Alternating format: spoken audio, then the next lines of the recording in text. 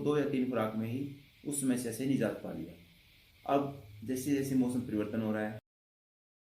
नमस्ते दोस्तों, आज हम बात करेंगे एक ऐसी औषधि के बारे में जिसके सेवन करने से आप सर्दी संबंधित या फिर कई कफ के सभी रोगों में फ़ायदा होगा। आपको उन रोगों से आपको छुटकारा मिलेगा। इस औषधि को दोस्तों आप घर पे बना सकते हैं। इस औषधि का नाम है दोस्तों त्रिकुटु चूर्ण। बनाने के लिए इसको आपको विशेष 3 सामग्री की जरूरत है: काली मिर्च, सौंठ और पिपली। इन तीनों को आप समान मात्रा में लेके मिक्स कर लीजिए या पीस लीजिए, और जो पाउडर बनेगा उसको आप छान लीजिए और उसका प्रयोग आप शहद के साथ करेंगे।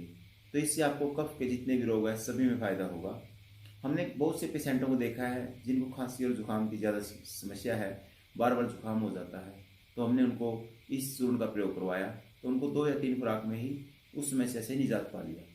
अब जैसे जैसे मौसम परिवर्तन हो रहा है, उस बीच जुकाम और खांसी के ज़्यादा पेशेंट हमारे सामने आ रहे हैं, तो हम उनसे कैसे डील करें या कैसे उनको हम ठीक करें।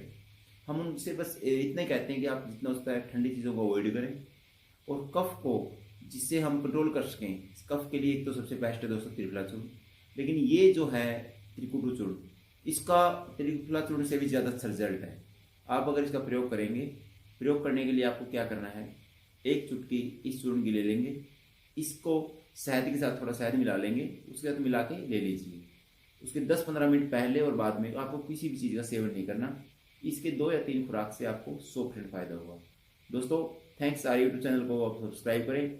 भविष्य में भी आपको योग आयुर्वेद संबंधी जानकारियाँ मिलती रहेंगी। तब तक जय हिंद, जय भारत।